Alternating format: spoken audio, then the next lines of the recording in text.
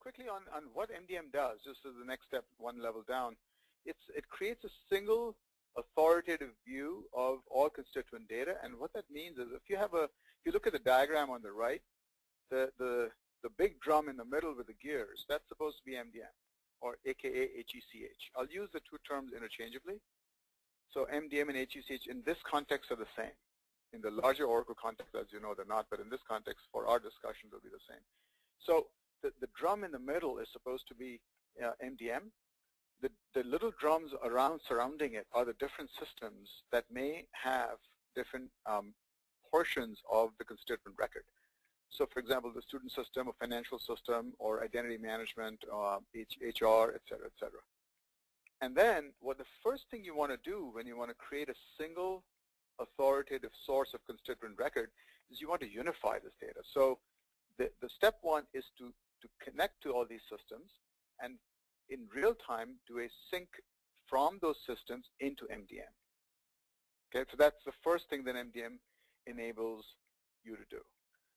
The next thing is, after you do that, is and by the way, this is a continuous process. So this unification I'm talking about is not a batch mode, one-time load from, say, the student system into MDM and you're done. It's a continuous connection, so that would be either through web services, a middleware layer. There's different methods of integration. So that's step one. The next thing we do is rationalize this data. So now that you feed the data into MDM from different sources, you are likely to find duplicates or overlapping records. And so then the next thing to do is to figure out which is the golden record. So for example, on a certain, let's just, you have a student that has a job on campus. So now what's going to happen is you have a portion of the student's record will be likely to be more trustworthy when it comes from the student system, and a portion of their record potentially is more trustworthy when it comes from the HR system. So if the student has a job, then the chances are that the home address or the address to which the W-2 is to be mailed it would be the HR system or the system that's doing the payrolling. And in that case, those systems are likely to be more trustworthy when it comes to the home address, for example, right? So rationalizing these overlapping records across the different systems to create this unified golden view is the next step in the deployment of MDM and what MDM enables you to do. And then the third thing is, once you've done that, the rationalization and this consolidation, if you will, inside of MDM, then you can distribute these records back into the target systems. Now, the few important things to note here is MDM does not delete any records. There's no notion of deleting an MDM. What MDM does instead is store a history of the transaction. So for example, if you have two records coming in that are overlapping and you decide to consolidate them, MDM will not cause any deletions. It'll consolidate them, create a single view, but it'll keep a history of the changes made so that you always have the ability to go back, the notion of unmerge, if you will, or roll back. You also have the ability to ask questions like, how did this record come to be? What are the sources of changes to this record, so forth.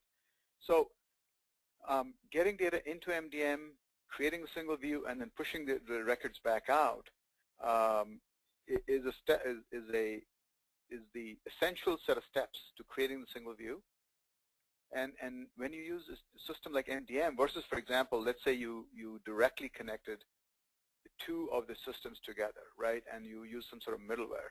The problem with that is you don't have this ability to rationalize, unmerge, undo, history tracking, data quality, address validation, all this stuff. So in MDM, all those things happen. So now, one of the other things we get questions on is HECH, aka MDM, and the split. So there are many ways to do the split, and there's been a fair amount of discussion on this, and I'm not going to make this a discussion of the split, this webinar, but basically if a school desires a bidirectional integration between its multiple systems, so the student system, for example, in HCM, and there's an enterprise-grade solution required, then you would then MDM is indicated. MDM, again, I want to emphasize, is a separately licensed product. So the one difference is that there is a cost involved in this thing. It's not free, right? So there's, I mean, admittedly, that's a barrier to many institutions, but the value proposition you get is substantially greater than a direct connect type situation. You know, which hopefully you'll see in the demonstration, and most importantly, Carol will bring out in her presentation as well. So just a quick note on how it ties into an existing architecture. So if you assume a system layout like the one you see on the screen now, you know, this is not the only, of course, the only supported architecture, but a typical one, right? Where you have campus solutions, you have some sort of HCM system, CRM, financials, et cetera, et cetera. The way that MDM ties into this is you can connect MDM into HECH, and it also integrates to the other systems. So for example, MDM will integrate into HECH. MDM will also integrate into HCM, into CRM, into your third-party systems like housing, library, med center, research, and on and on and on. MDM can integrate into a provisioning engine such as OIM, or it can directly feed LDAP directories and so forth. So MDM will be the center point that will connect to these different systems. It will then bring in the data. Think of the 3 steps it mentioned: unify, rationalize, distribute. So bring in the data, aka unify the data inside of MDM from these different systems. It'll rationalize it, and then push it back out to these different systems. The MDM system, as I mentioned when I started this this presentation, this HECH product is a product that was built on top of another product from Oracle. However, HECH is very much specific to higher education. So this is not some generic Oracle software solution somehow being, you know, sold in this industry. This is very specific to higher education. And the extensions, some examples of extensions that were made to the generic product to make it specific to higher ed are things you see on the left. Multiple names, multiple IDs. It says multiple EMPL IDs. That's not just EMPL IDs, folks. That could be multiple IDs from any source, okay? Because a lot of your legacy systems don't have EMPL IDs. Multiple addresses, phone numbers, and so on and so forth. You can see all that. So these are extensions made to this product specific for this industry, and you know, and therefore it's a very good fit for the industry. One quick note on the integrating. So one of the key integrations is between the Higher Education Hub and Campus Solutions, and then also Higher Education Hub and PeopleSoft HCM. I don't want to imply that the Hub does not integrate to other systems. It does. Right, as I mentioned very early on in the presentation, we can also integrate to Salesforce.com and CRM on demand and so forth. But largely, what we see is a need to integrate to campus solutions, HCM, one or the other, or potentially both. So we paid some special attention to that integration because it's so common. We also realized that not a lot of the institutions necessarily have middleware.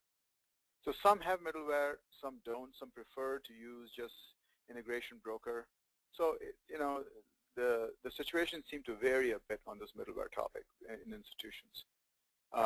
So what we did is we built an HECH connector, and what this is, it's a pre-built connector that does all the transforms, the data mappings, and all of the service mappings between campus solutions and HECH. It also, by the way, uses the exact same connector to connect to you know, PeopleSoft HCM. It handles things like effective dating logic and other things. The reason that this is a bit of a big deal is because if you were deploying HECH without it, there's a bunch of extensions you'd have to make on the HECH side to correctly handle all of the corner cases that we have found in our experience.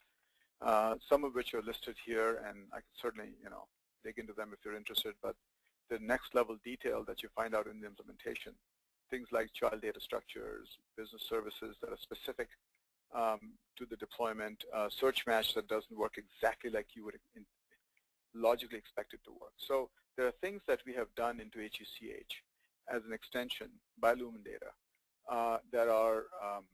that make the deployment trivially, very simple basically for integrating HECH to campus solutions or HECH to HCM or both, because those should be standard and they are. Now what we've done is we built a validated integration between these two, and the word validated integration has a specific meaning for Oracle, and what it means is that we built this integration, we built it in conjunction with Oracle engineering, right, so that it was tested and validated by Oracle, and it works in the sort of the quote-unquote expected manner, meaning what I mean by that is it operates and performs as documented.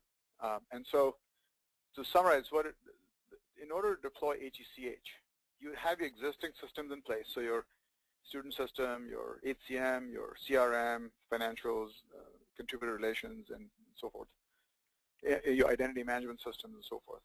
Now, so to deploy HECH, you would have to deploy the system itself, and then you'd have to connect the system to these other systems I just mentioned. So to deploy HECH, you need a certain set of skills. That's one thing. But then to integrate it to campus solutions, the easy way to do it is use a connector that we have pre-built, because then there's very little work involved. And then, for the other legacy systems, of course you have to do the work to integrate the legacy system, because that, there isn't much we can do there. We can use middleware if there is middleware in your organization. If there isn't, then we don't need to use it. So that's a very quick summary of HECH. And what I'd like to do now, and I think we're running kind of late, but what I'd like to do now is turn it over to Carol Achatz, and then Carol will walk us through what they've done at the University of Colorado.